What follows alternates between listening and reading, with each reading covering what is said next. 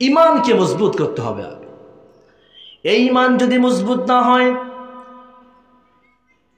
যদি কোনো মানুষের মধ্যে ঈমান নামক দৌলতটা যদি মজবুত না হয়, ঈমান যদি না থাকে, আল্লাহ পাক বলেন وَمَن يَبْتَغِ غَيْرَ الْإِسْلَامِ دِينًا فَلَن يُقْبَلَ مِنْهُ وَهُوَ فِي الْآخِرَةِ مِنَ الْخَاسِرِينَ। জোরে বলুন আল্লাহু আকবার।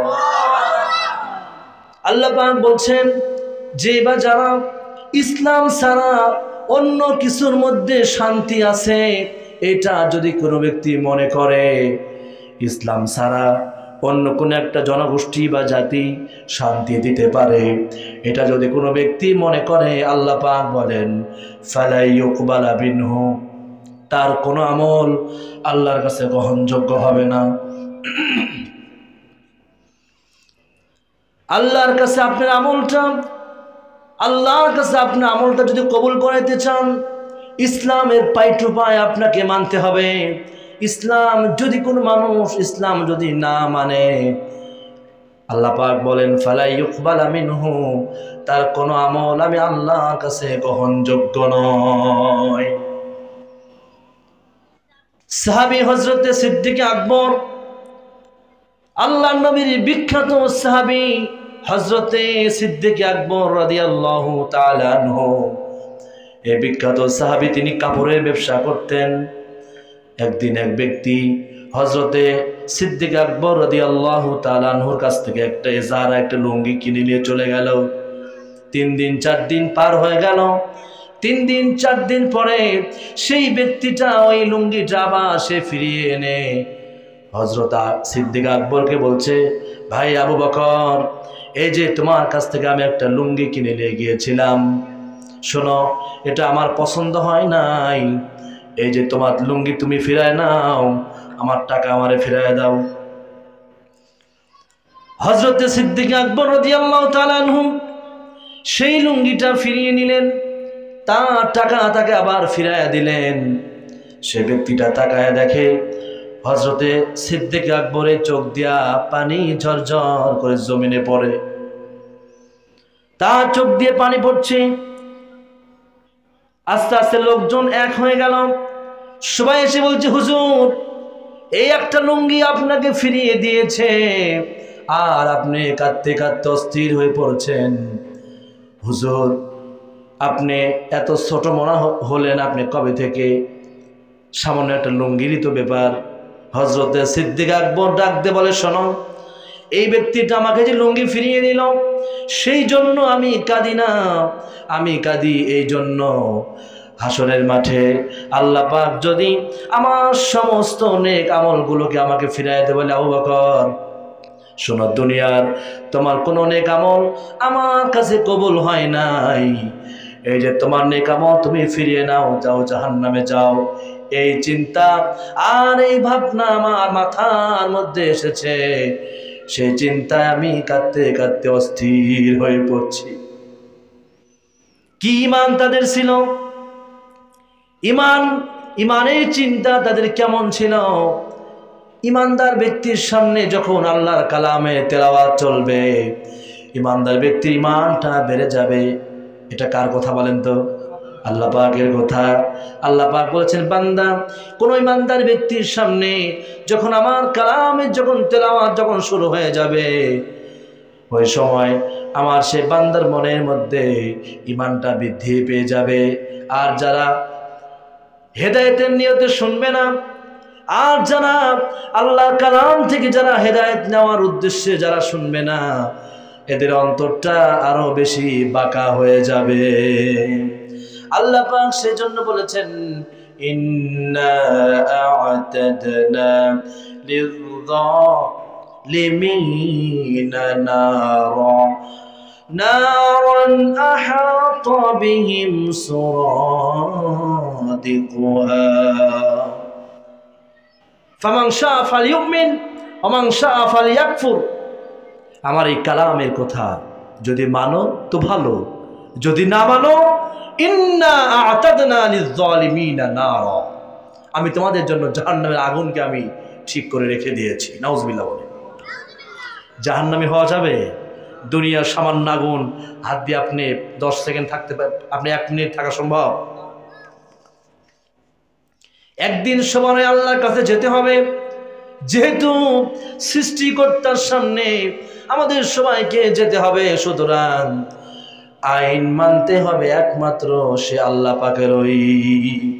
দুনিয়ার কোনো মানুষের মন গড়া আইন যদি কোনো ব্যক্তি মানে, তাহলে সে ব্যক্তি কোনোদিন মুক্তি পাবে না, সে ব্যক্তি কোনোদিন শান্তি পাবে না। শান্তি পেতে হলে, সমাজের মধ্যে শান্তি স্থাপন করতে হলে, ঘরের মধ্যে শান্তি স্থাপন করতে হলে আল্লাহর কোরআন মেনে চলতে হবে। আল্লাহ পাক যা বলেছেন, আল্লাহর নবী যা বলেছেন, সব কিছুকে মেনে চলতে হবে। যদি কোনো ব্যক্তি মেনে চলে, তাহলে সেই ব্যক্তি দুনিয়াও এবং আখিরাতেও কামিয়াবি লাভ করবে।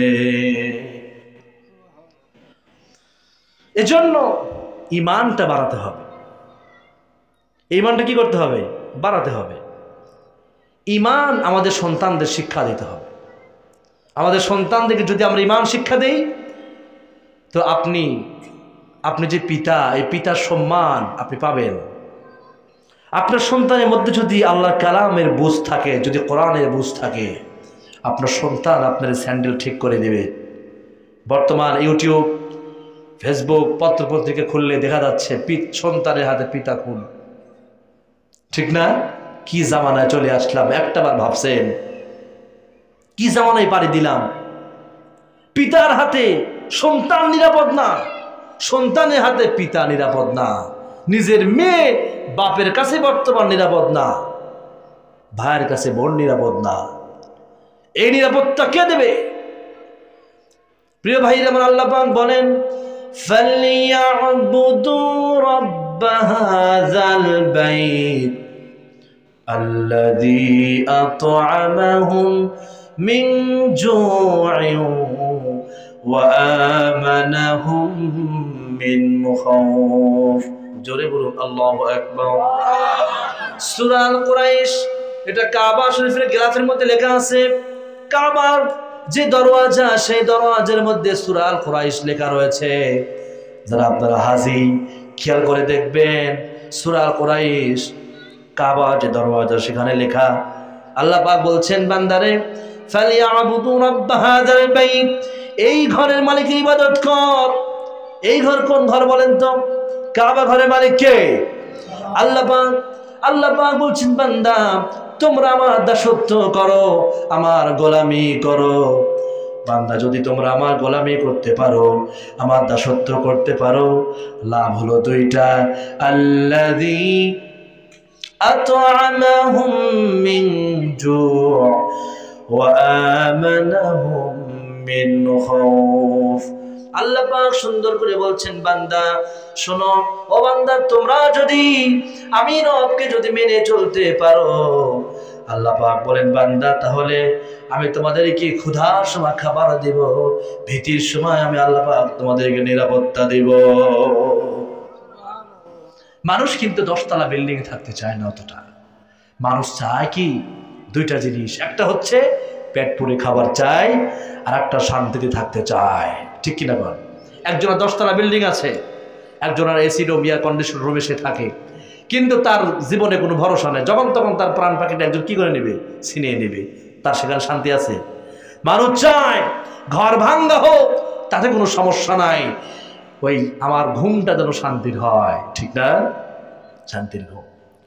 এই শান্তি, ভীতির সময় নিরাপত্তা, আর ক্ষুধার সময় খাবার যদি তোমরা পেতে চাও, আল্লাহ পাক বলছেন, ফালিয়াবুদু রাব্ব হাযাল বাইত, তোমরা আমি রবের ইবাদত করো। সুবহানাল্লাহ বলেন।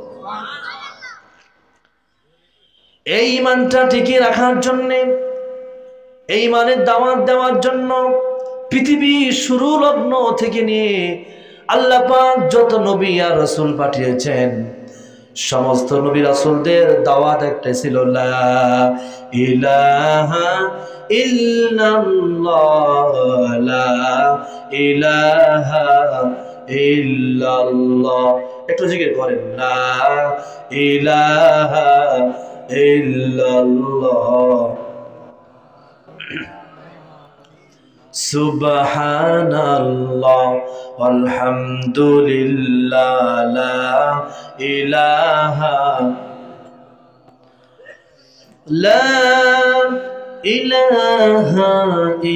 ইল্লাল্লাহ মুহাম্মাদুর রাসূলুল্লাহ সাল্লাল্লাহু। প্রত্যেকটা নবী একটাই দাওয়াত, লা ইলাহা ইল্লাল্লাহ, একত্ববাদের দাওয়াত দিয়েছে প্রত্যেকটা নবী, ঠিক না? ঈমানের দাওয়াত দিয়েছেন, ঈমানের দাওয়াত দিয়েছেন যে আল্লাহ ছাড়া কোনো মাবুদ নাই, আল্লাহ এক, অদ্বিতীয়। সুতরাং বিধান মানতে হলে, আইন মানতে হলে একমাত্র আইন মানতে হবে আল্লাহ। চিল্লায় বল ঠিক কিনা? আল্লাহর আইন মানতে হবে। সেজন্য এ প্রত্যেকটা নবীর দাওয়াত একটাই ছিল, লা ইলাহা ইল্লাল্লাহ, আল্লাহ ছাড়া কোনো মাবুদ নাই, আল্লাহর আইন মেনে চলো। যদি কোনো ব্যক্তি আল্লাহর আইন মেনে চলে, আল্লাহ পাক বলেন লাভ কি জানো? ফামান তাবিআ হুদায়া ফালা খাউফুন আলাইহিম ওয়ালা হুম ইয়াহজানুন। আল্লাহ পাক বলছেন ফামান তাবিআ হুদায়া, যদি কোনো ব্যক্তি এই কোরআনের আইন যদি কোনো ব্যক্তি মেনে চলতে পারে, যদি কোনো ব্যক্তি আইনটা মেনে চলে, আল্লাহ পাক বলেন তার কোনো ভয় নাই, তার কোনো চিন্তা নাই। ভয় নাই, কিসের ভয় নাই? খুন খারাপের ভয় নাই, ছিনতাইয়ের ভয় নাই, রাহাজানির ভয় নাই, কোনো ভয় নাই। ইসলামী সমাজ তার গ্যারান্টি দিবে। আর কোনো চিন্তা নাই, কিসের চিন্তা নাই?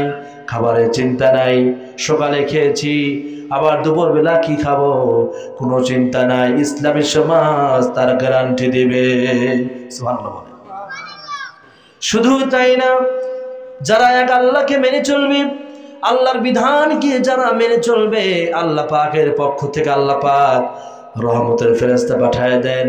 ইন্নাল্লাযীনা ক্বালু রাব্বুনাল্লাহ ثم استقاموا تتنزل عليهم الملائكة ألا تخافوا ولا تحزنوا وأبشروا بالجنة التي كنتم توعدون।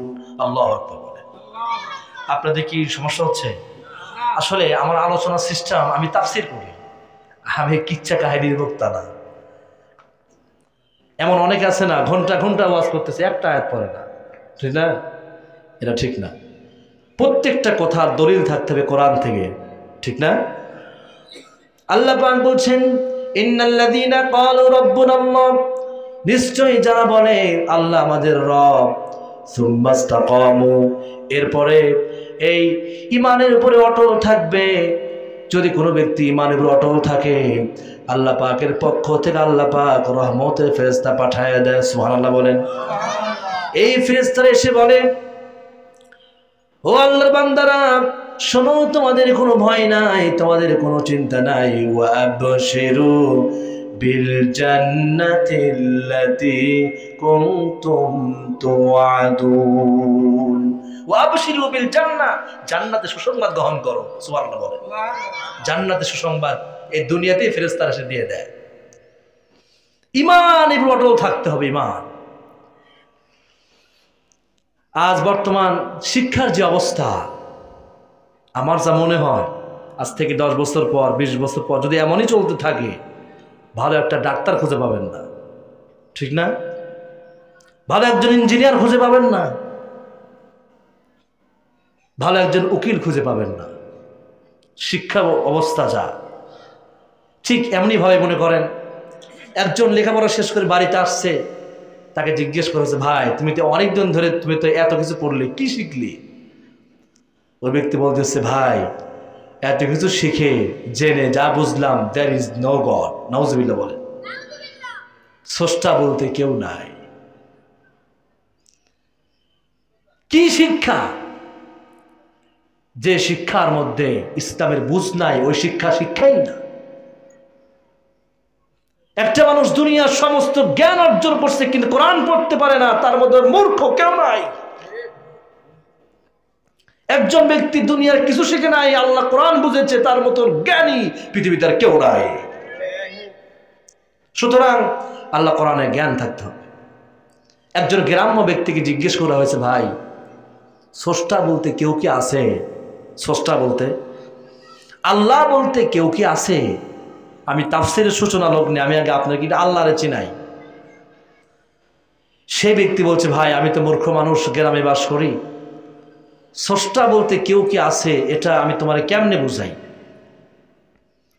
ওই গ্রাম্য ব্যক্তি বলছে, ভাই যে রাস্তা দিয়ে ছাগলের পায়খানা দেখা যায় সেখানে আন্দাজ করা যায় এই রাস্তা দিয়ে ছাগল চলেছে।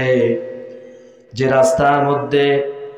রাস্তার মধ্যে গাধার পায়খানার স্তূপ দেখা যায় সেখানে আন্দাজ করা যায় এখানে গাধারা বাস করে বা এই রাস্তা দিয়ে গাধা চলেছে।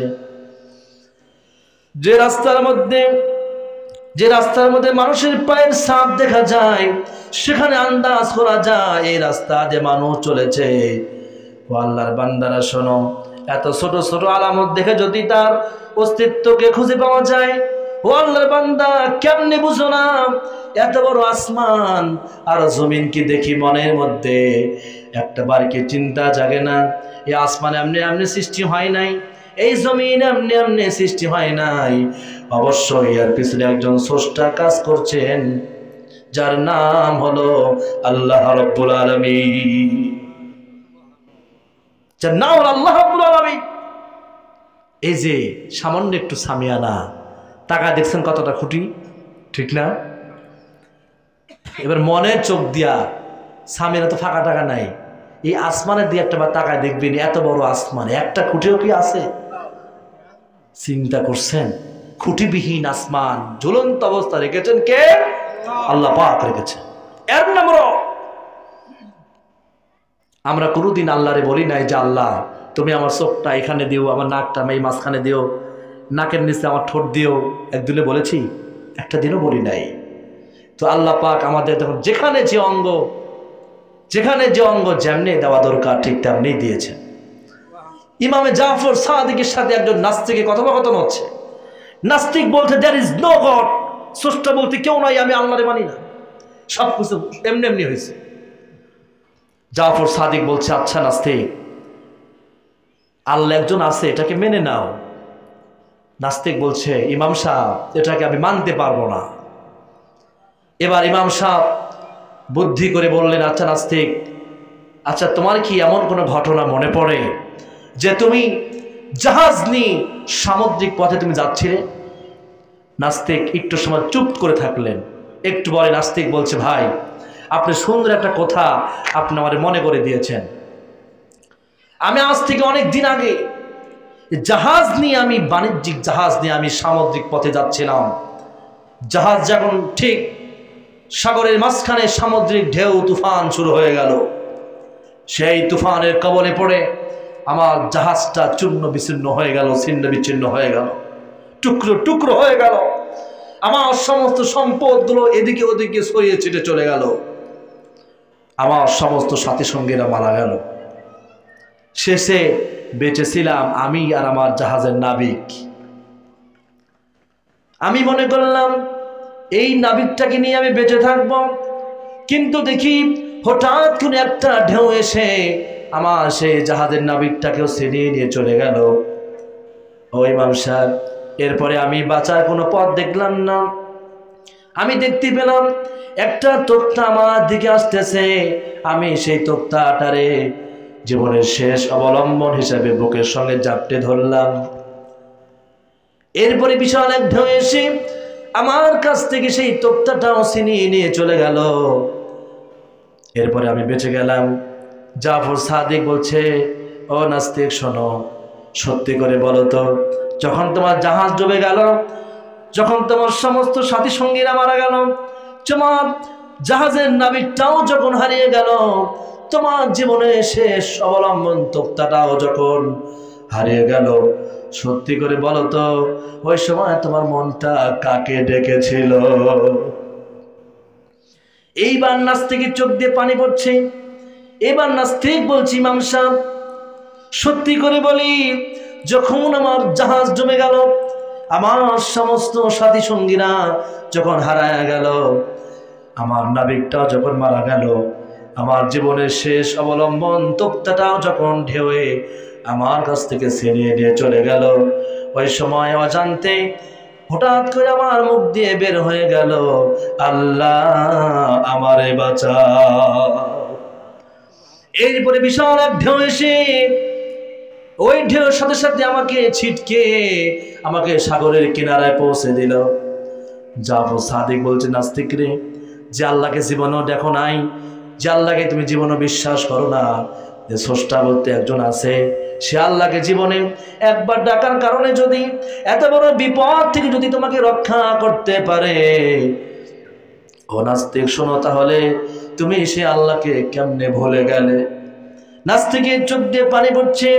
নাস্তিক বলে হচ্ছে, হুজুর, জীবনের সঙ্গে অনেক ধোঁকাবাজি করেছি, অনেক ধোঁকাবাজি করেছি হুজুর, আর নয় কালেমা পড়ায় দেন, মুসলমান হয়ে যাই, লা ইলাহা ইল্লাল্লাহু মুহাম্মাদুর রাসূলুল্লাহ। এই হচ্ছে আমাদের রব। এই কি একটা গাছ, কাঠের একটা গাছ, আম গাছ মনে করেন, এই কাঠের মধ্যে থেকে একটা সুন্দর একটা ফুল হয়ে সেখান থেকে একটা ফল, ফলের মধ্যে আবার মিষ্টি, একই ফল একই রকম স্বাদ, ঠিক না? এই স্বাদটা কে দিল? আল্লাহ পাক দিয়েছে। একই ফ্যাক্টরি থেকে ছেলেও হচ্ছে, মেয়েও হচ্ছে, ঠিক না? এটা করছেন কে? আল্লাহ পাক করছেন। আপনারা যারা চুপ করে আছেন, আপনাদের কি সন্দেহ আছে? এটা আওয়াজ দিয়ে বলেন, এগুলো সৃষ্টি করছেন কে? আল্লাহ পাক করছেন। সুতরাং সে আল্লাহর দিকে ধাবিত হবে, সে আল্লাহর কাজ করতে হবে, সে আল্লাহর কাজ করতে হবে। প্রিয় ভাইরা আমার, আমি সরাসরি তাফসীরের দিকে চলে যাই। আমি যে আয়াতে কারিমা তেলাওয়াত করেছি, এই আয়াতটা সূরা আল বাকারা। আল্লাহ পাক বলছেন, আম হাসিবতুম আন তাদখুলুল জান্নাহ। আল্লাহ পাক বলছেন যে বান্দা, আম হাসিবতুম, তোমরা কি মনে করো, আন তাদখুলুল জান্নাহ, যে তোমরা জান্নাতে যাবা, ওয়ালাম্মা ইয়াতিকুম মাসালুল লাযিনা খালাউ মিন ক্বাবলিকুম, অথচ তোমাদের পূর্বে এই জমিনে যারা দ্বীনের দাওয়াত দিতে এসেছিলেন, সেই সময় রাষ্ট্রীয় শক্তি আর সমাজ শক্তি সে সমস্ত দ্বীনের দায়ীদের প্রতি যে পরিমাণ অত্যাচার আর জুলুম করেছে, তার তো কিছুই তোমাদের উপর হয় নাই। জান্নাতে যেতে চাও? হাসিবান নাস, মানুষেরা কি মনে করে, যে নিজেকে ইমানদার দাবি করবে আর তাকে পরীক্ষা নেওয়া হবে না? সুবহানাল্লাহ বলে। ইমানদার যদি আমরা দাবি করি, আমাদেরকে ইমানের পরীক্ষা নেবেন কে? আল্লাহ পাক ইমানের পরীক্ষা নেবেন। এইবার শুনেন, এই হাদিসের এই আয়াতের শানে নজুল সাহাবী হযরত খাব্বাব রাদিয়াল্লাহু তাআলা আনহু যখন তিনি ইসলাম ধর্ম যখন তিনি গ্রহণ করলেন, হযরত খাব্বাবের ইসলাম ধর্ম গ্রহণ এটা আবু জাহেলের কানে চলে গেল। আবু জাহেল মনে হয় অনেক ভালো মানুষ, হ্যাঁ? একটা হিন্দুর নামও তো কেউ আবু জাহেল রাখে না, ঠিক না? মক্কাতে সাহাবী হযরত খাব্বাব, এই খাব্বাব ছিল কামার। কি ছিল? কামাল, লোহা পিটাইয়া অস্ত্র বানাইতো, দাও বটি কুড়াল এগুলো বানাইতো। এই খাব্বাব ইসলাম ধর্ম তিনি যখন মেনে নিলেন, এই ঘটনা, এই খবরটা চলে গেল আবু জাহেলের কানে। আবু জাহেল তো অনেক খুশি, ঠিক না? অনেক খুশি না আবু জাহেল? আবু জাহেল তার দল বল নিয়ে খাব্বাবের সেই কামারের দোকানে চলে আসলো। খাব্বাবের কামারের দোকানে এসে বলছে, খাব্বাব রে, আমরা শুনলাম তুমি নাকি মুহাম্মদের ধর্ম নাকি তুমি নাকি গ্রহণ করেছ। খাব্বাব বলছে, আবু জাহেল রে, তুমি যা শুনেছো সত্যই শুনেছ, যে ধর্ম সত্য সেটা মানলে আবার অসুবিধা কি? আবু জাহেল বলছে, খাব্বাব রে, আমি যা শুনেছি তোমার কাছ থেকে আমি আর শুনতে চাই না। ও খাব্বাব, আমি তোমাকে একটা অফার দেই। খাব্বাব শোনো, তুমি যদি ইসলাম ছেড়ে দাও, তোমার আর এই কামারের কাজ করে কষ্ট করে সংসার চালাইতে হবে না। ও খাব্বাব, মক্কাতে আমি তোমাকে বড় বাড়ি বানায় দিব, সুন্দরী রমণী দিব, টাকা দিব, পয়সা দিব, তোমার কোনো কষ্ট হবে না, তোমার কোনো সমস্যা হবে না। খাব্বাব অনুরোধ করছে, রে খাব্বাব তুমি ইসলাম ছেড়ে দাও। খাব্বাব বলছে, আবু জাহেল রে, এই তো সামান্য মক্কার মধ্যে একটা ঘর, সুন্দরী রমণী। ও আবু জাহেল শোনো, যদি আসমানের চন্দ্র যদি আমার হাতে এনে দাও, আর গোটা দুনিয়া সমস্ত ক্ষমতা যদি আমার অন্য হাতে এনে দাও, আমি তারপরেও ইসলাম থেকে বিন্দু পরিমাণও পিছু পা হব না। আবু জাহেল সহ্য করতে পারল না, অগ্নিশর্মা হয়ে গেল। আবু জাহেল বলছে, ও আমার দলের লোকেরা, আর কাল বিলম্ব করা যাবে না, আর সময় নষ্ট করা যাবে না। ও আমার দলের লোকেরা শোনো, খাব্বাবের জন্য লোহাগুলো গরম করো। খাব্বাব যে লোহাগুলো গরম করছিলেন, সে লোহার আংরাগুলো গরমে আগুনের তাপে লাল হয়ে গিয়েছে। এই লোহাগুলো জমিনের বিছানার মতো বিছাইয়ে দাও। তাই করা হলো। খাব্বাবের হাত পা টান টান করে ধরো। খাব্বাবের হাত পা টান টান করে ধরা হলো।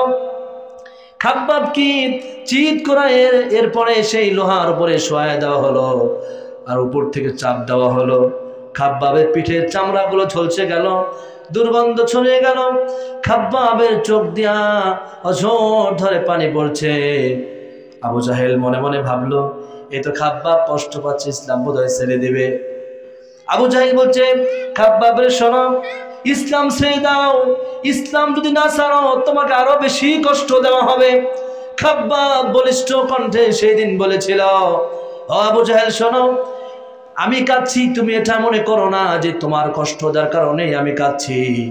আমি কাঁদছি এই কারণে যে আল্লাহ এই কঠিন বিপদ, এই কঠিন মুসিবত আর কষ্ট যে আমাকে দেওয়া হচ্ছে, আল্লাহ হাজার কষ্ট দেওয়ার পরেও যাতে করে আমি আমার ঈমান নামক দৌলতটা যাতে আমি না হারাই। খাব্বাব ইসলাম ছাড়ে নাই। এত কষ্ট, এত নির্যাতন, ঈমান কি করে নাই? ছাড়ে নাই, ঈমান ছাড়ে নাই। আবু জাহেলের এক দাসী জিনজিলাম, আবু জাহেলের এই দাসী জিনজিলাম বিদ্যা একজন মহিলা, শেষ বয়সে গিয়ে সে ইসলামটা বুঝতে পারল। আল্লাহর নবীর কাছে এসে সেই মহিলাটা বলে উঠল, ইয়া রাসূলুল্লাহ, ইয়া হাবিবাল্লাহ, আর দেরি না নবী গো, আপনার হাতে হাত দিলাম, কালেমা পড়ে আমাকে মুসলমান বানায় দেন। আবু জাহেল যখন জানতে পারলো তার ঘরের দাসী মুসলমান হয়ে গিয়েছি, রাগান্বিত হয়ে দাসীকে ডাক দিয়ে বলছে, দাসী রে, তুমি আমার দাসী, তুমি মুসলমান হয়ে গিয়েছো, একটা বার কি আমাকে জিজ্ঞেস করলে না? এবার দাসী জিনজিলা ডাক দিয়ে বলছে, আবু জাহেল রে শোনো, আমি তোমার দাসী, তুমি আমাকে ক্রয় করেছো, তুমি দেখবা তোমার কাজগুলো ঠিক মতো হচ্ছে কিনা। ঈমান আর মন কোনোদিন ক্রয় করা যায় না, ঈমান কোনোদিন ক্রয় করা যায় না। এইবার আবু জাহেল বললাম, ও জিনজিলা, আমার ঘরে কোনো মোহাম্মদের লোককে রাখতে চাই না। জিনজিলা শোনো, ও জিনজিলা, তুমি যদি মোহাম্মদের ধর্ম যদি ছেড়ে দাও, আমি তোমাকে মুক্ত করে দিব, অনেক টাকা পয়সা দিব, তোমার কোনো কষ্ট হবে না। জিনজিলা ডাক দিয়ে বলল, আবু জাহেলের জীবন চলে যাবে, ইসলাম থেকে বিন্দু পরিমাণও আমি পিছু পা হব না। আর আমাদের ইমানের যে অবস্থা, ছোট আমসিলা কাগজ দিয়ে এই ইমান ছাড়, বাধ্য, ঠিক না? এই হলো আমাদের ইমান। ঠুকঠাক সেজদা দিয়ে কই জান্নাতে তো আমি যাব, ঠিক না? শুনে, মুনাফিকদের লিডার আব্দুল্লাহ ইবনে উবাই ইবনে সুলুল, মুনাফিকদের লিডার, এই মুনাফিকের লিডার মসজিদে গিয়ে সামনে কাতারে নামাজ না পড়তে পারলে সে অস্থির হয়ে পড়ত। চিন্তা করছেন? মুনাফিকের লিডার কিন্তু নামাজ জামাতে না পড়তে পারলে অস্থির। আমি রাসূলুল্লাহ পিছনে নামাজ পড়তে পারলাম না, আমি কি হয়ে গেলাম? কিন্তু ওই কি মুনাফিক। সেই যুগের মুনাফিক যদি আমাদেরকে দেখতো, এই মুনাফিকেরা আমাদেরকে কাফের বলে ফতোয়া দিত মনে হয়। এই মুনাফিকেরা পাঞ্জেগারা নামাজই পড়ত, নামাজ পড়ার পরও কি মুক্তি পাইছে? মুক্তি পায় না। কেন? অন্তরে তারা লালন করেছে নাফরমানি আর কুফরি, আর তারা মুখ দিয়ে ঈমান প্রকাশ করেছে। ঈমান আনা মানে এটা না শুধু মুখ দিয়ে বললাম যে আমি আল্লাহরে মানি, এটা নয়। ঈমান আনার মানে হচ্ছে মুখে স্বীকার করতে হবে, অন্তরে বিশ্বাস করতে হবে, আর কাজে পরিণত করার নাম ঈমান।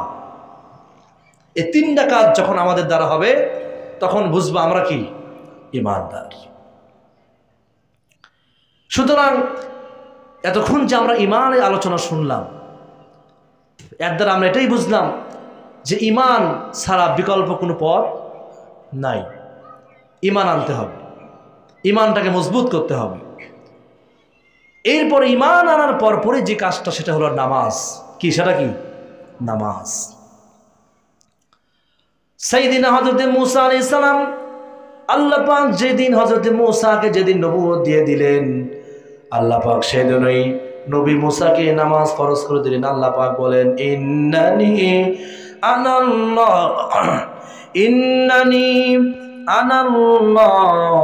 লা ইলাহা ইল্লা আনা ফা'বুদনি ওয়া আকিমিস সালাতা লিযিকরি।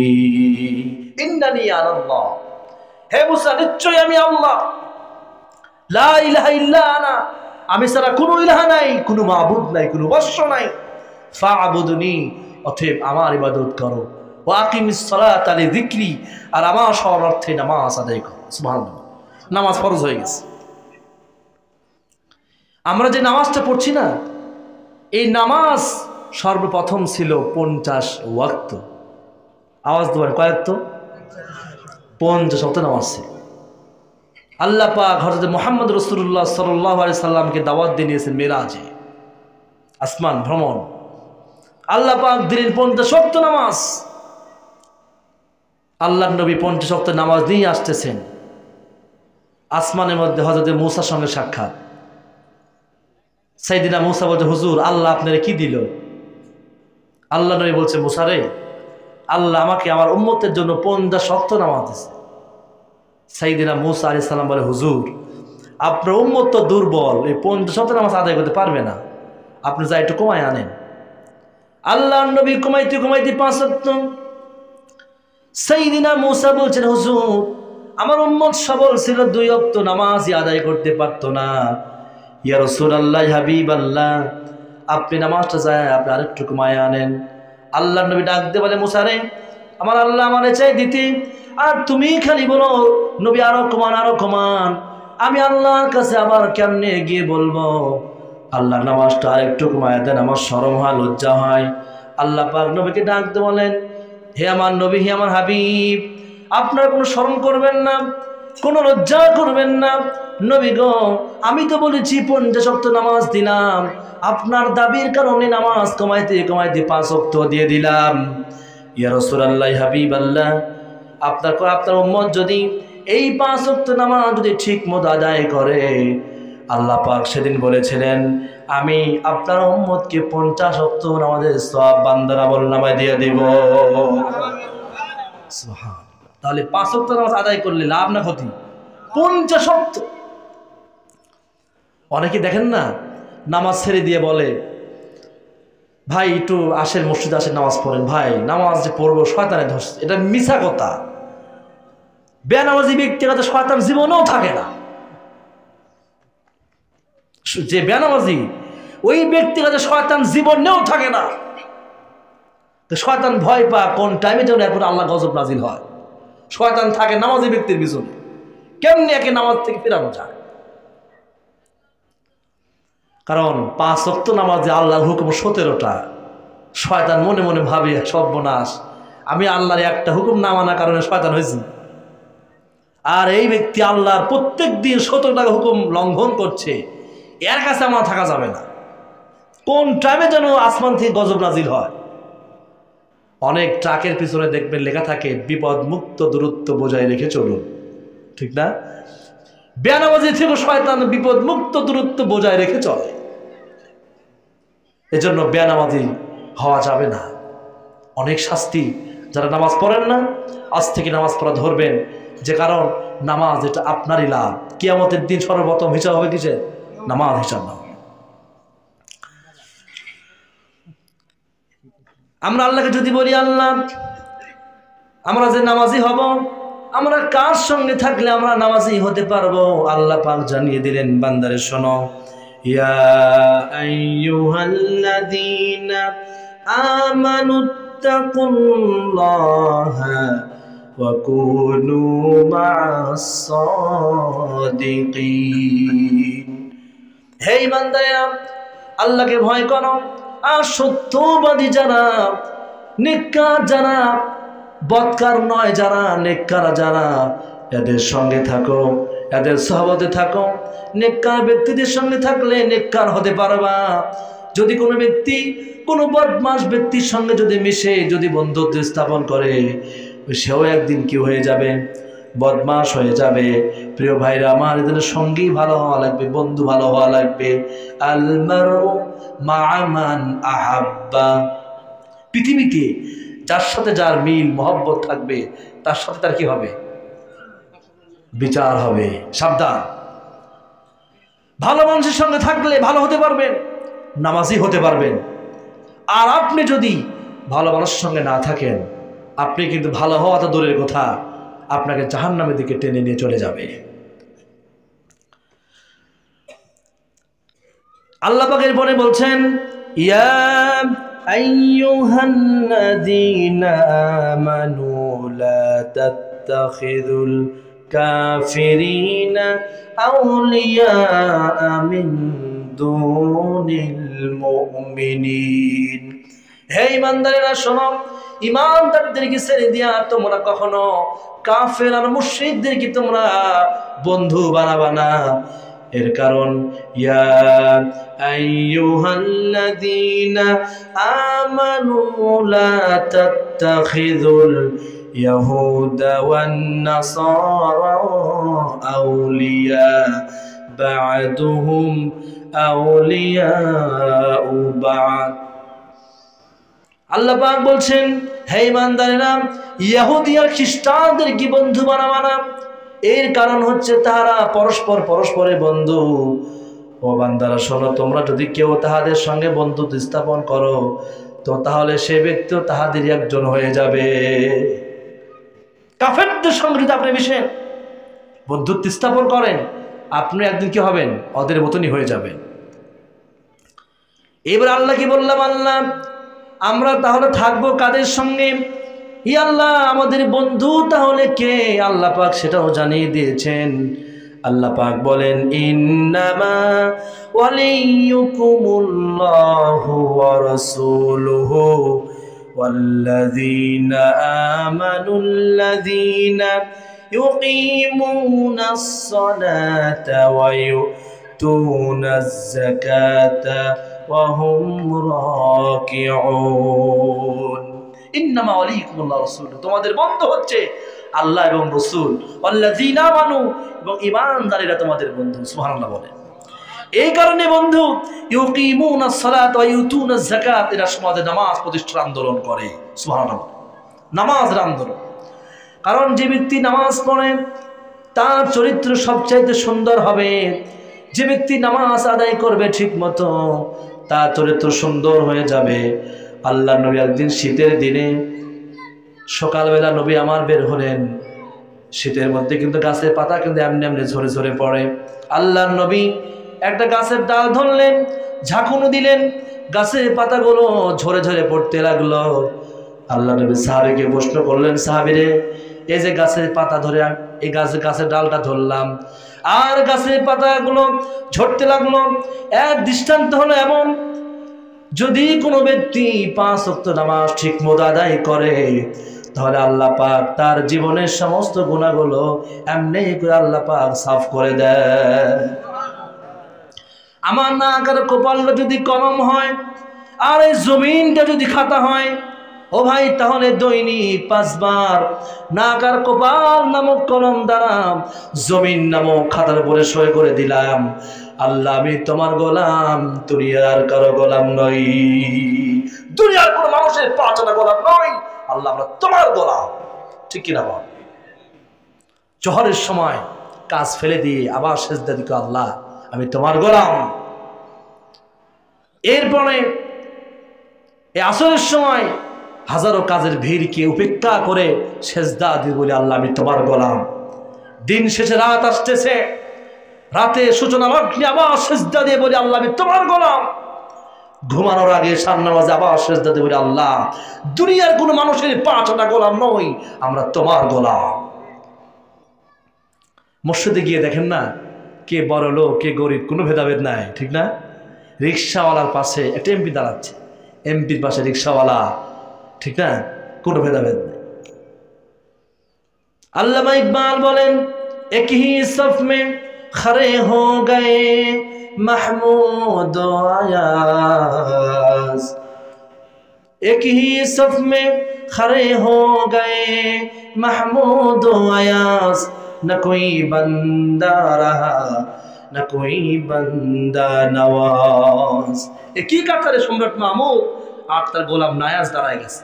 এখন সম্রাট মাহমুদও নাই, গোলাম নায়াজও নাই, দুইজনই এক মনিবের সামনে দাঁড়িয়ে এক মনিবের গোলাম হয়ে গিয়েছে।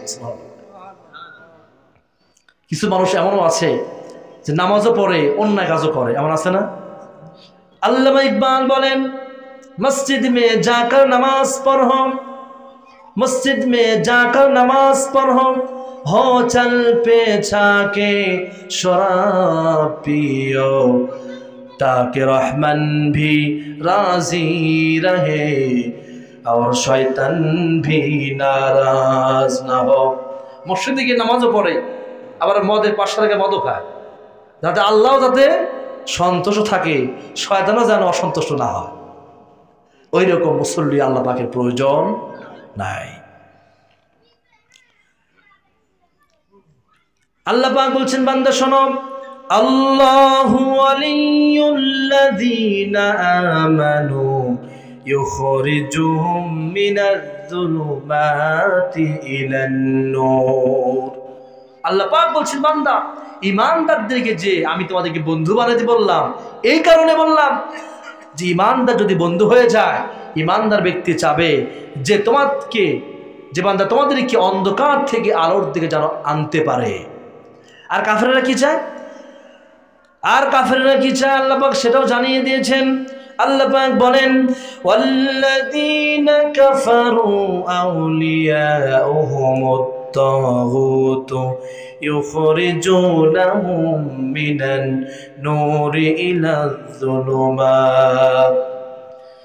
আর আপনার আমার বন্ধু যদি কাফেররা হয়ে যায়, এই কাফেররা চাবে যে কেমনি আপনাকে আলোর পথ থেকে সরাইয়া আপনাকে অন্ধকারের পথের মধ্যে নিয়ে আসবে, আপনাকে কেমনে জান্নাতের পথ থেকে সরাইয়া জাহান্নামের পথে আপনাকে কেমনে আনবে, এই আপ্রাণ চেষ্টায় কাফেররা লিপ্ত থাকবে। যেন কাফেরদেরকে বন্ধু বানানো যাবে না। আল্লাহ পাক সেজন্য বলছেন, ওয়াকিমুস সালাতা ওয়া আতুজ যাকাতা ওয়ারকাউ মা'আর রাকিঈন। নামাজ প্রতিষ্ঠা করো, যাকাত দাও। যাকাত যদি একবার কায়েম হয়ে যায়, যাকাত দুই প্রকার। একটা হচ্ছে সম্পদের যাকাত, মানে এই যে জমি আছে, জমি থেকে যে ফসলগুলো উৎপন্ন হয়, ওসর, এখান থেকে এই যাকাত। আর একটা হচ্ছে টাকার যাকাত। এই যাকাতগুলো যদি ঠিক মতো আদায় করা হয়, ফকির খুঁজে পাওয়া যাবে না, ঠিক না? ফকির খুঁজে পাওয়া যাবে। কত মানুষ লক্ষ লক্ষ টাকার মালিক, যাকাত দেয় না। যাকাত না দিলে আপনার সম্পদটা নিকৃষ্ট হয়ে যাবে। যাকাত, যেখানে নামাজের কথা আল্লাহ পাক বলেছেন, সেখানে বলেছেন যাকাত প্রদান করো, যাকাত দাও, যাকাত দাও, যাকাত দাও, দান করো। সম্রাট শাহজাহানের আমলে একটা ফকির খালি ভিক্ষা করে।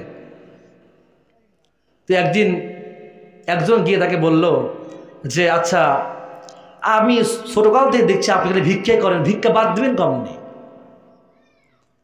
ফকির বলছে যে, ভাইরে মানুষের দেয় 1 টাকা ছাড়া না টানা পয়সা, দিনের টাকা দিনই শেষ হয়, ভিক্ষা বাদ দেবো এর তো কোনো পথই নাই, ভিক্ষা ছাড়া আমার কোনো পথ নাই। এই কারণ আমি সারাটা জীবন ভিক্ষা করছি, আজ পর্যন্ত 1 টাকা জমাতে পারিনি। সেই ব্যক্তি বলছে, শোনো, সম্রাট শাহজাহান আছে, এই তুমি কি চেনো? হ্যাঁ আমি চিনি। তো সম্রাট শাহজাহানের কাছে তুমি যাবা, সম্রাট শাহজাহান তোমাকে একবারে যা দিবি, সারা জীবন বসে বসে খাবা, ফুরাবে না, আর তোমার এত কষ্ট করে ভিক্ষা করা লাগবে। ফকির মশাই সম্রাট শাহজাহানের কাছে আসলেন, জিজ্ঞেস করলেন বাদশা নামদার কোথায়? গেট দারোয়ান বলছে বাদশা নামদার ওই যে একটা ছোট্ট ঘর, ওই ঘরের মধ্যে বাদশা বসে থেকে ইবাদত করছে। ফকির হাঁটি হাঁটি পা পা করে সে ছোট্ট ঘরের কাছে ফকির চলে গেল, গিয়ে দেখে ঘরে সব কিছু আটকানো, ছোট্ট একটা ফাঁকা, ফাঁকা দিয়ে তাকায় দেখছে যে বাদশা সম্রাট শাহজাহান আল্লাহর কাছে কাঁদতে কাঁদতে অস্থির হয়ে পড়ছে, মনে হবে যে কোনো সেন্সলেস হয়ে পড়ে যাবে। ফকির এবার বলছে আরে আমি মানুষের কাছে চাই, আমি তো চোখের পানি ফেলা চাই না, আর যার কাছে আসলাম চাইতে এই দিকে আবার চাচ্ছে চোখের পানি ফেলে ফেলে। ফকির অপেক্ষা করছে বাদশার নামাজটা হোক। সম্রাট শাহজাহানের নামাজ হয়ে গেল, ঘর থেকে বের হয়ে আসলেন, ফকির মশাই সালাম দিয়ে সেখান থেকে চলে আসতেছে। বাদশা ডাক দেওয়া, এ ফকির, আমার কাছে কেউ আসলে না চেয়ে যায় না, তুমি আসছই বা কেন, যাচ্ছই বা কেন? ফকির বলছে হুজুর আপনারে দেখে আমার জ্ঞানের চোখ খুলে গেছে, সুবহানাল্লাহ বলে। সম্রাট শাহজাহান বলছি ও ফকির তোমার কিসের জ্ঞানের চোখ খুললো একটু বলো তো শুনি। ফকির বলছে হুজুর আমি মানুষের কাছে চাই, আমি যখন চাই আমি তো চোখের পানি ফেলে ফেলে চাই না, কিন্তু আমি আসছিলাম আপনার কাছে কিছু চাইতে, এসে দেখি আমি তো কি ফকির, আপনি তার চাইতে বড় ফকির। আমি আসলাম আপনার কাছে কিছু চাইতে, এসে দেখি আপনি কার কাছে যেন চাচ্ছেন চোখের পানি ফেলে ফেলে। আমি আজ থেকে ওয়াদা করলাম বাদশা শাহজাহান যে মালিকের কাছে যে বাদশা হয়েছে, আজ থেকে ওয়াদা করলাম দুনিয়ার কোন মানুষের কাছে আমি চাবো না, বাদশা যে মালিকের কাছে চাই আমি ফকির আজ থেকে সেই মালিকের কাছে যাব, আজ থেকে তার কাছেই যাবো। দুনিয়া মানুষের কাছে আপনি চান, একদিন দিবে, 2 দিন দিবে, 3 দিনে বেলা কবে কামাই করতে পারো না মিয়া, ঠিক না? এইটাই বলবে। কিন্তু আল্লাহ পাক কি এমন, যত চাবেন আল্লাহ পাক তত খুশি, চাবেন না আল্লাহ পাক রাগ করে। সুবহানাল্লাহ। আল্লামা ইকবাল বলেন হর হমেশা দেনে কো ও তৈয়ার হ্যায়, হর হমেশা देने को ओ तैयार है, जो न मांगे उससे ओ बेजार है। আল্লাহ পাক সব সময় দেওয়ার জন্য প্রস্তুত। যে ব্যক্তি আল্লাহর কাছে চায় আল্লাহ পাক সে ব্যক্তির প্রতি সন্তুষ্ট হয়ে যান, আর যে ব্যক্তি চায় না আল্লাহ পাক তার প্রতি নারাজ হয়ে যায়। কি বলিব আমাদের কি মালিক, কি মালিক। একজন অন্ধ ব্যক্তি আল্লাহর নবীর কাছে আসছে, এসে বলছেন ইয়া রাসূলুল্লাহ হাবিবাল্লাহ, আমি তো অন্ধ মানুষ, আমার জন্য কি রুখসত আছে?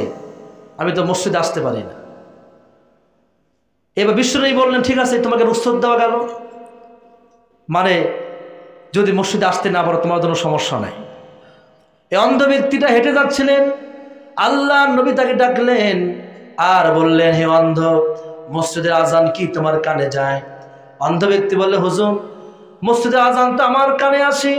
আল্লাহ রাসূল বললেন ও অন্ধ শোনো, তোমার যখন আজান দেবে, আজানের শব্দ যখন তোমার কানে যাবে আজানের জবাব দিবা, মসজিদে গিয়ে জামাতে নামাজ আদায় করবা।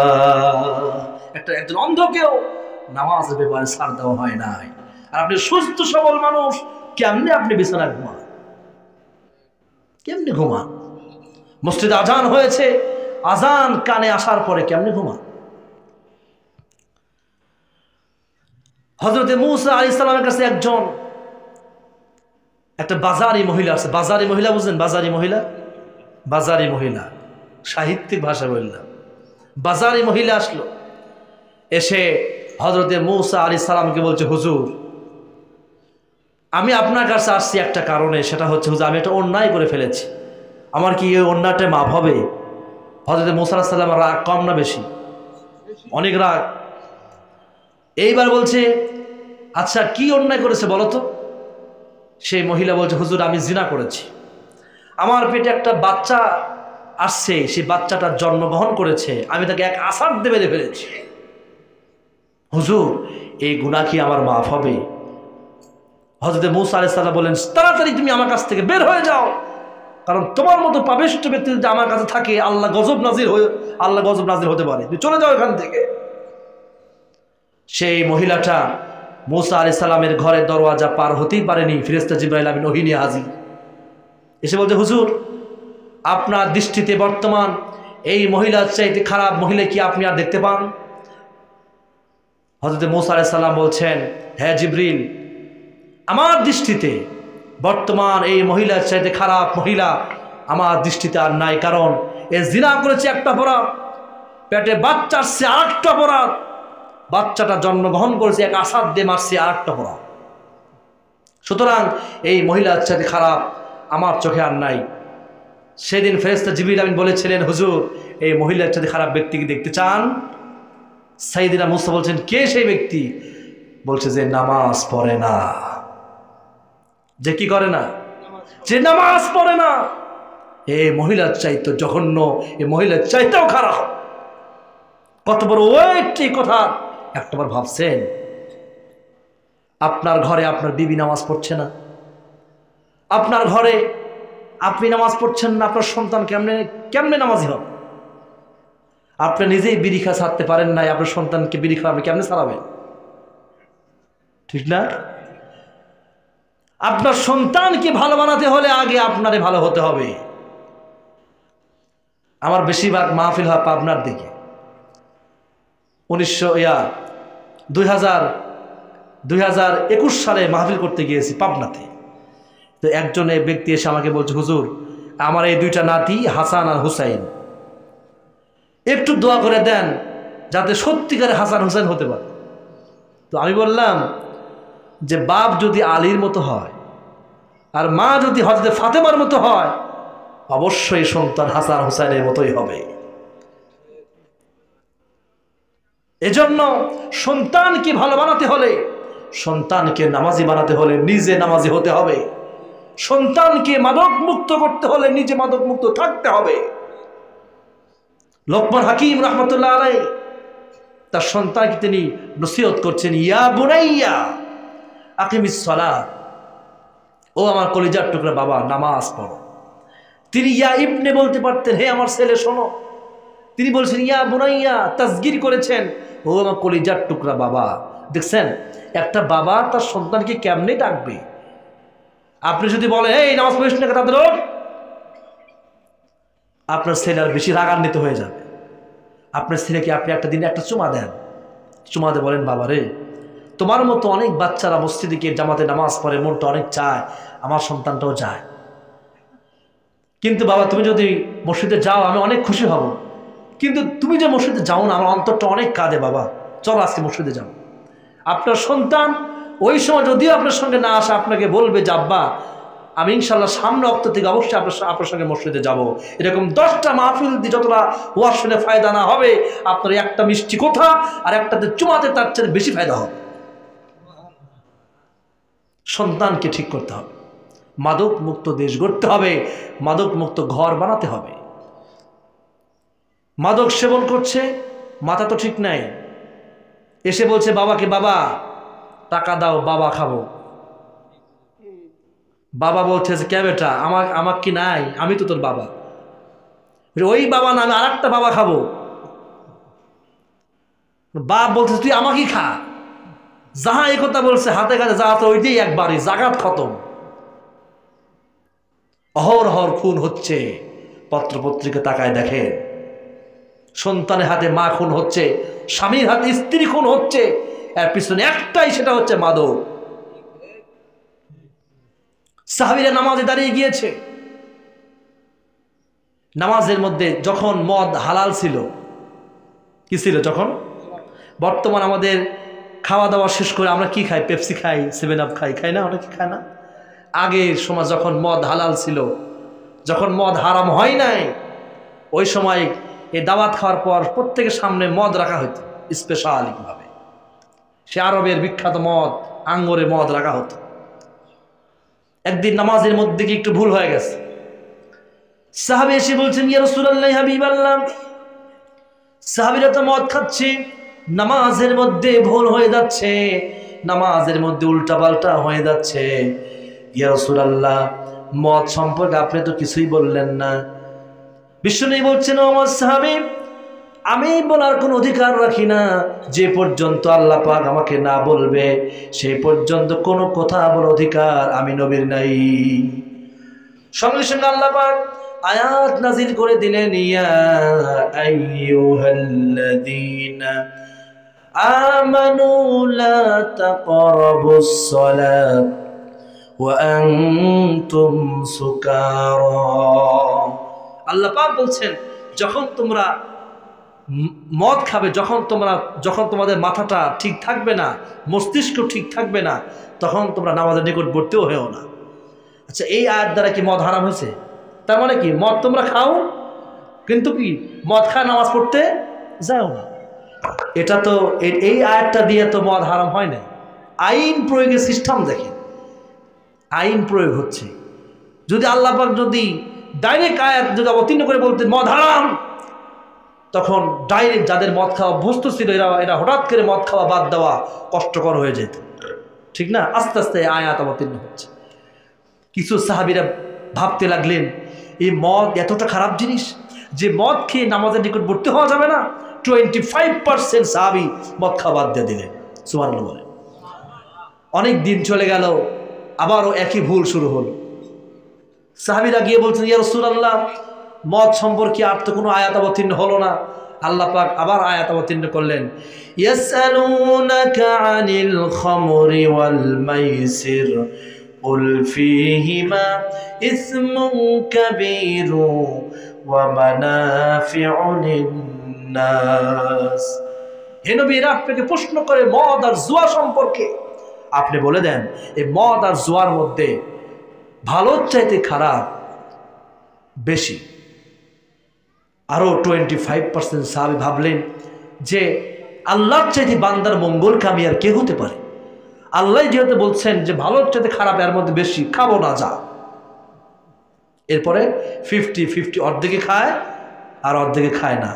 এরপরে চূড়ান্ত আয়াত অবতীর্ণ, ইয়া আইয়ুহাল্লাযীনা আমানু ইন্নামাল খামরু ওয়াল মাইসিরু ওয়াল আনসাবু ওয়াল আজলামু রিজসুম মিন আমালিশ শাইতান ফাজতানিবুহু লাআল্লাকুম তুফলিহুন।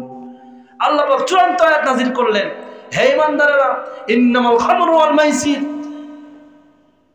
ওয়াল আনসাবু ওয়াল আজলামু রিজসুম মিন আমালিশ শাইতান। এই মদ আর জুয়াকে হারাম ঘোষণা করা হলো, এটা শয়তানের কাজ। ওই সময় তো আর ইন্টারনেট ছিল না, টিভি ছিল না, ফোন ছিল না, কিছুই ছিল না।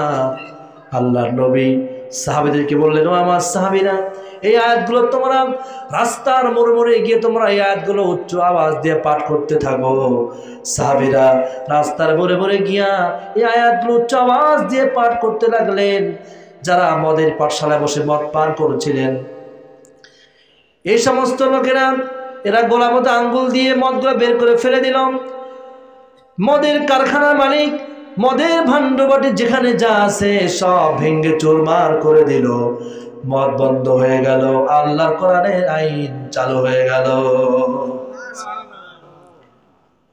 মদ হারাম ঘোষণা করা।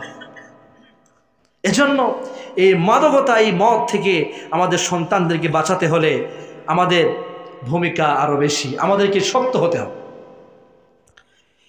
লোকমান হাকিম রাহমাতুল্লাহ আলাইহি তার সন্তানকে নামাজের উপদেশ দিলেন, নামাজের কথা বললেন যে হে আমার কলিজার টুকরা বাবা, নামাজ পড়ো, নামাজ পড়ো। ওয়া'মুর বিল মা'রুফ ওয়া নাহি আনিল মুনকার, সৎ কাজের আদেশ দিবা, অসৎ কাজ থেকে লোকদেরকে কি করবা? বাধা প্রদান করবা।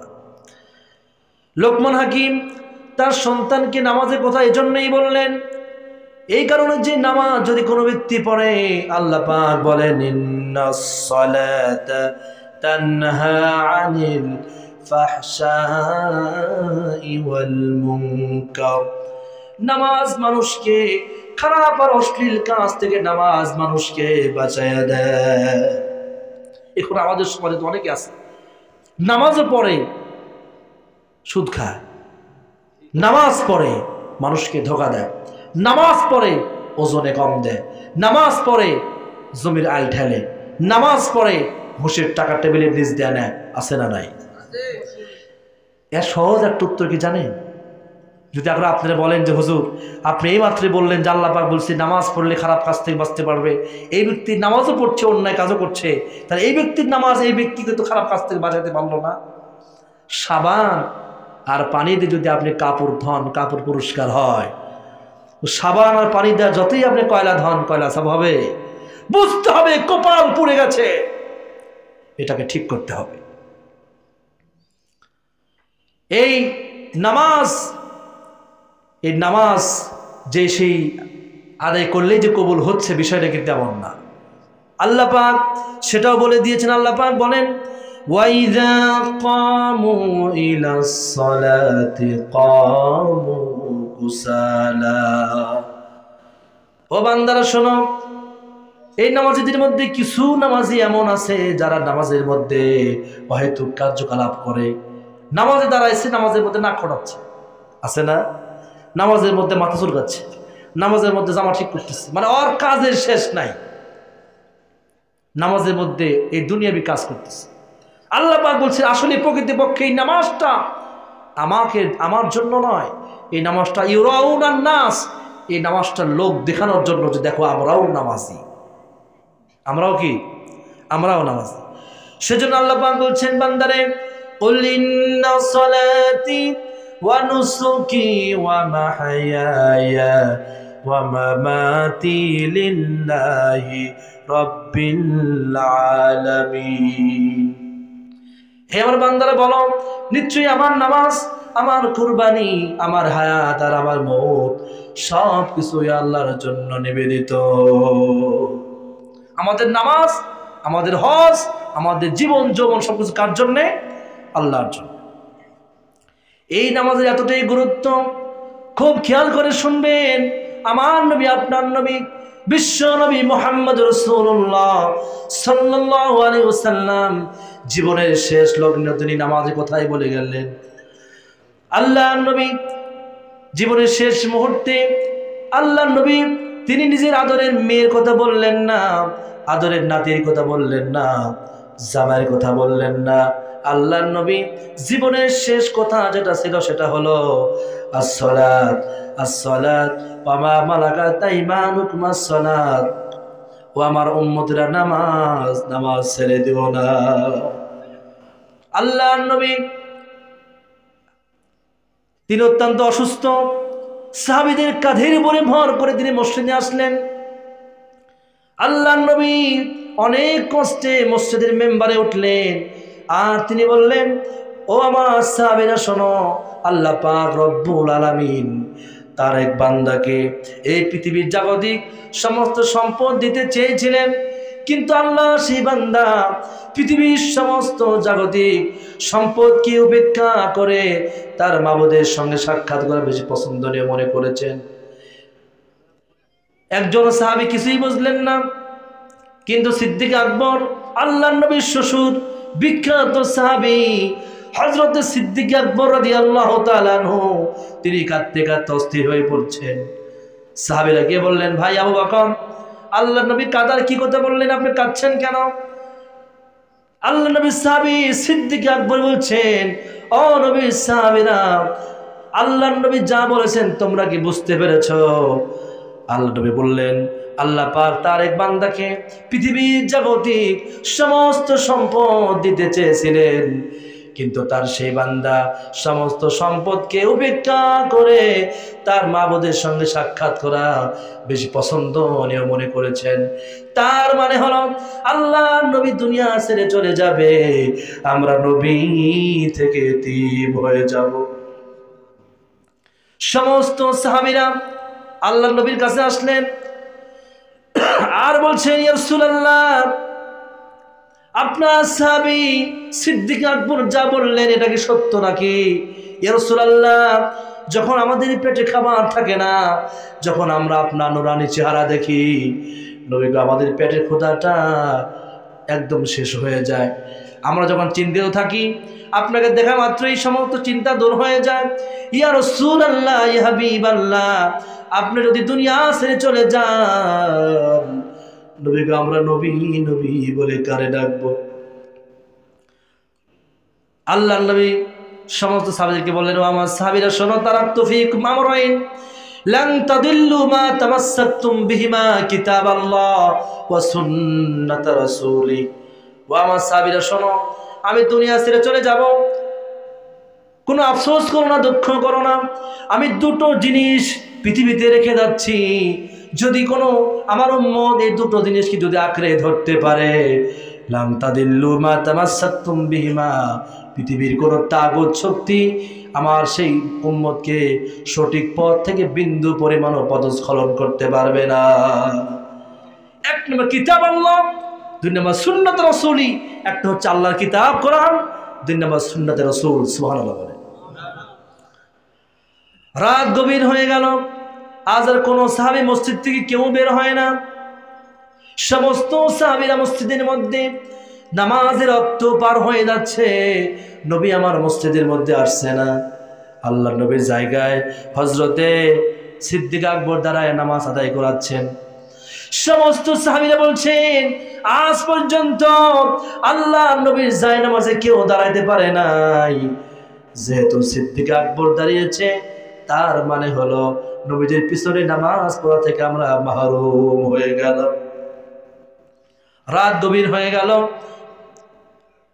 আপনার নবী আমার নবী সাইয়েদিনা আয়েশা সিদ্দিকা রাদিয়াল্লাহু তাআলা আনহাকে ডাক দিয়ে বললেন, আয়েশা এখন কোন সময়? আয়েশা বলছে, রাসূলুল্লাহ আজকে সাহাবীরা মসজিদ থেকে কেউ বের হয় না, সমস্ত সাহাবীরা নামাজ পড়ছে আর কাঁদতে কাঁদতে অস্থির হয়ে পড়ছে। ইয়া রাসূলুল্লাহ সবার মনে ধারণা হয়ে গিয়েছে যে বিশ্বনবীর পিছনে নামাজ পড়া থেকে আমরা মাহরুম হয়ে গেলাম।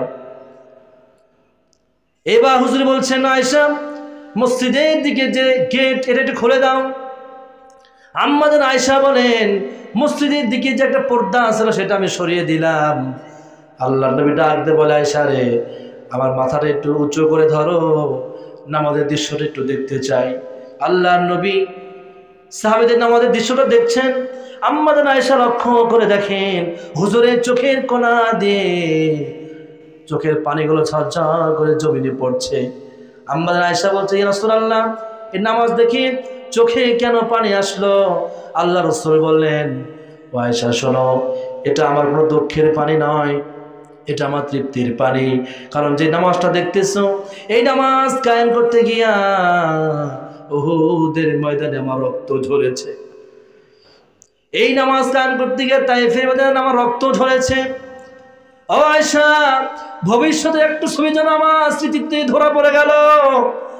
আমার মনে হয় কিয়ামত পর্যন্ত আমার যত উম্মত দুনিয়াতে আসবে তারা এভাবেই করে জামাতে নামাজ আদায় করবে।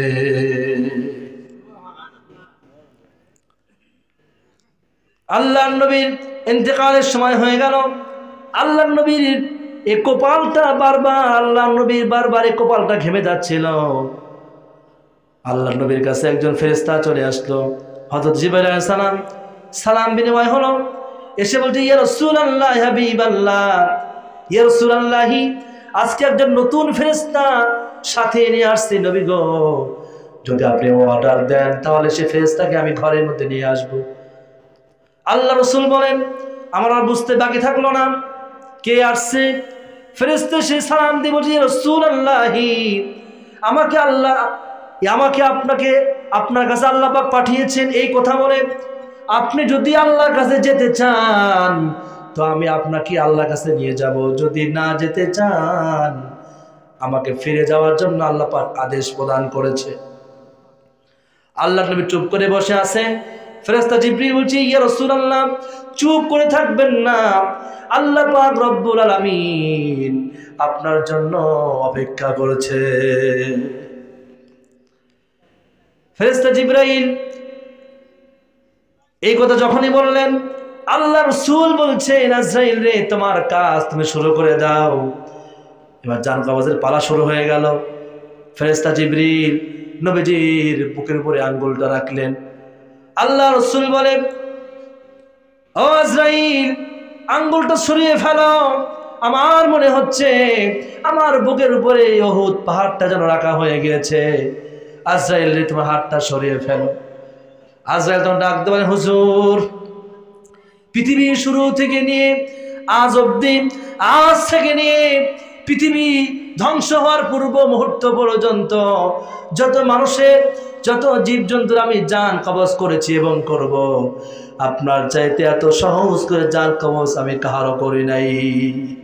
দয়ার নবী মায়ার নবী ডাক দিয়ে বললেন ও আজরাইল আমি নবী আমারই যদি এত কষ্ট হয় না জানি আমার গুনাহগার উম্মতের কি অবস্থা হবে।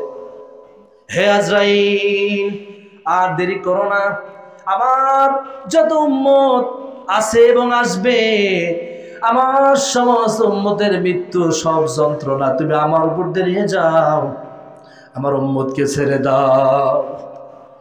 মৃত্যুর সময় নবী আমার আপনাকে আমাকে ভুলে নাই।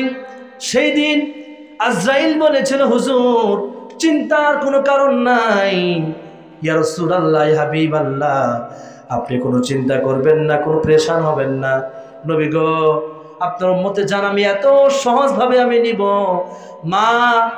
মায়ের দুধ বাচ্চা যখন খায় বাচ্চা যেমনিভাবে ঘুমিয়ে যায় এত সহজভাবে আমি আপনার উম্মতদের জান কবজ করব।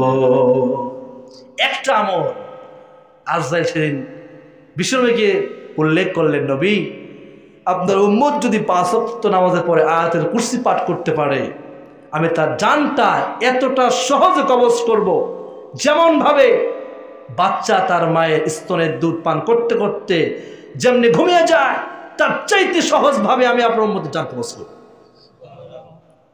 আয়াতুল কুরসি মুখস্থ আছে আপনাদের?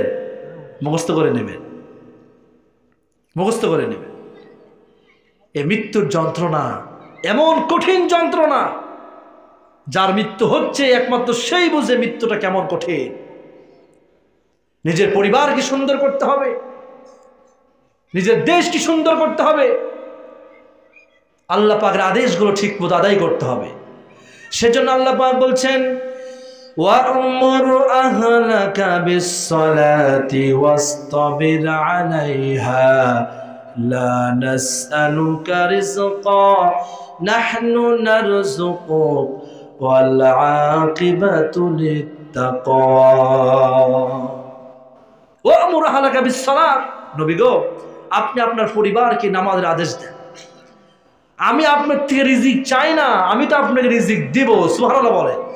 সুতরাং সামনে একটা কাজ ভাই নামাজটা একটু পরেই পড়ি, কাজটা করে নেই। এই কাজটা না করলে তো আমার সমস্যা, কোনো অজুহাত খাটবে না। ওই সময় যদি আপনার মৃত্যু হয়ে যায় আল্লাহর কাছে আপনি কি উত্তরটা দিবেন? ঠিক না? কি উত্তরটা দিবেন আল্লাহর কাছে? আল্লাহ নবী মুহাম্মদ রাসূলুল্লাহ সাল্লাল্লাহু আলাইহি ওয়াসাল্লাম তার পরিবারের সাথে ধরে এমন আচরণ করতেন। আল্লাহ নবী বলেছেন ও আমার স্ত্রীরা আমি রাতের অন্ধকারে আর দিনের আলোতে যা কিছু করি পৃথিবীর কাছে তোমরা ওপেন হয়ে বলে দাও। কেমন পরিষ্কার নবী, সুবহানাল্লাহ বলে। একদিন সমস্ত আম্মা জানেরা বিশ্বনবীকে বলছেন ইয়া রাসূলুল্লাহি আজকে আমরা জানতে চাই, আজকে মাহফিলে তো মনে হয় শুধু আপনারা আসছেন নাকি মা বোনেরাও আসছে? আছে, মা বোনেরা আছে, মাশাআল্লাহ। শেষ লগ্নে একটা কথা আমি আপনাদেরকে একটু জানাই দিই। আল্লাহ রসুলকে স্ত্রীরা বললেন, আমাদের আম্মা জানেরা বললেন ইয়া রাসূলুল্লাহ হাবিবাল্লাহ একটু জানতে চাই আপনি আমাদেরকে কাকে বেশি ভালোবাসেন? অনেকগুলো স্ত্রী। আল্লাহ রসুল যদি বলেন যে আমি আয়েশাকে বেশি ভালোবাসি হাফসা রাগ করবে, ঠিক না? আবার যদি বলেন যে আমি হাফসাকে ভালোবাসি আয়েশা রাগ করবে। আল্লাহ রসুল বললেন যে আমি কাকে বেশি ভালোবাসি যদি এটা জানতে চাও আমি আগামীকাল সকালে বলে দেব যে আমি কাকে বেশি ভালোবাসি। সুবহানাল্লাহ বলে। আমি কাকে বেশি ভালোবাসি আমি আগামীকাল সকালে বলে দেব। যখন রাত গভীর হয়ে গেল আল্লাহর নবী হাতে একটা খেজুর নিলেন, খেজুর নিয়ে আম্মাজান আয়েশার ঘরে গেলেন। আয়েশার ঘরে গিয়ে বলছেন আয়েশা রে এই যে খেজুরটা নাও, আর শোনো, আনা উহিব্বুকা, আমি তোমার অনেক ভালোবাসি, তবে একটা শর্ত, আমি যে তোমার খেজুর দিচ্ছি এটা কেউ যেন না জানে। সুবহানাল্লাহ বলে। এরপরে গেলেন হাফসার ঘরে। হাফসার ঘরে গিয়ে বলছে, হাফসারে শোনো, আমি তোমার অনেক ভালোবাসি, এই যে একটা খেজুর নাও, আমি যে তোমাকে খেজুর দিলাম এটা যেন কাউকে বলো না। এইভাবে হতে হতে সমস্ত স্ত্রীর ঘরে তিনি গেলেন। পরের দিন সকালে স্ত্রীরা বলছেন, ইয়া রাসূলুল্লাহ, এই কি এখন বলতে হবে, আপনি কারোই বেশি ভালোবাসেন? হুজুর তখন হাসতে হাসতে বললেন, আমি গত রাত্রিতে যাকে আমি খেজুর দিয়েছিলাম তাকে বেশি ভালোবাসি। সুবহানাল্লাহ বলেন। কেমন নবী! আমাদের নবী তো নানার আদর্শ, আমাদের নবী তো সব কিছুর আদর্শ, আমাদের নবী আমাদের জন্য শিক্ষক, আমাদের নবী পৃথিবীতে আসছেন বিশ্বর মানবতাকে মুক্তি দেওয়ার জন্য, ঠিক কিনা কন? অন্ধকারাচ্ছন্ন মানুষদেরকে অন্ধকার থেকে উঠাইয়া আলোর দিকে আনার জন্য কিতাবুন আনজালনাহু ইলাইকা লিতুখরিজান নাস মিনাজ যুলুমাতি ইলান নূর। আল্লাহ পাক বলেন, নবী হে, আমি আপনার মধ্যে যে কিতাবটা দিয়েছি, এই কিতাবটা এই জন্য দিলাম যাতে করে আপনি এই কিতাব দ্বারা যে সমস্ত লোকেরা অন্ধকারের মধ্যে ডুবে আছে, এই অন্ধকারাচ্ছন্ন লোকদেরকে অন্ধকার থেকে উঠাইয়া আপনি যাতে করে আলোর দিকে আনতে পারেন। সুবহানাল্লাহ। এজন্য এই সমাজের মধ্যে শান্তি আনতে হলে, সমাজের মধ্যে শৃঙ্খলাবোধ আনতে হলে, সমাজ থেকে মাদক দূরীভূত করতে হলে আইন দরকার কার? আল্লাহর আইন। আল্লাহর জমিনে আল্লাহর মনোনীত দ্বীন ইসলাম থাকবেই, ঠিক কিনা? আল্লাহর জমিনে আল্লাহর মনোনীত দ্বীন ইসলাম থাকবেই, বিজয়ের নিশানা প্রান্তে প্রান্তে বাতাসের ঝাপটায় উড়বেই, ঠিক কিনা কও? আল্লাহর জমিনে আল্লাহর দ্বীন যদি কায়েম হয়ে যায় তো ইসলামের পতাকা বব্বত করে উঠবে, সমাজ থেকে চুরি বন্ধ হবে, ডাকাতি বন্ধ হবে, ছিনতাই বন্ধ হবে, খুন খারাপি বন্ধ হবে। অন্ধকার রাত্রিতে সুন্দরী রমণী হেঁটে যাবে, কেউ তাকায়ও দেখবে না। একজন সম্পদশালী ব্যক্তি কোটি কোটি টাকা আনে রাস্তা দিয়ে হেঁটে যাবে, চাঁদাবাজের কোনো ভয় থাকবে না। মানুষ রাত্রে দরওয়াজা খুলে ঘুমাবার সুযোগ পাবে। বর্তমান মসজিদের একটা স্যান্ডেল খুলে মসজিদে ঢুকে নামাজ পড়ার এতটুকু ভরসাও নাই। মসজিদের মধ্যে বক্স লাগায়, এর দ্বারা কি বোঝায়? মসজিদের মধ্যে বক্স, স্যান্ডেল সামলিলে বাবা তুমি নামাজ পড়ো, এর মানে এতটা চোর আমাদের দেশে, 100 টাকা একটা চোটি স্যান্ডেল শুদ্ধ চুরি হয়ে যায়। চুরিমুক্ত সুন্দর সমাজ গঠন করতে হলে মানুষের তৈরি করা কোনো আইন চলবে না। আইন চলবে কার? আল্লাহ পাকের আইন চলবে। আল্লাহ পাকের আইন যখন সমাজে প্রতিষ্ঠিত হয়ে যাবে, সমাজ সুন্দর হবে। আল্লাহ পাক রব্বুল আলামিন আমাদের সবাইকে দ্বীনের প্রতি অবিচল থাকার তৌফিক দিন, আমরা বলি আমিন। আসসালামু আলাইকুম ওয়া রাহমাতুল্লাহ।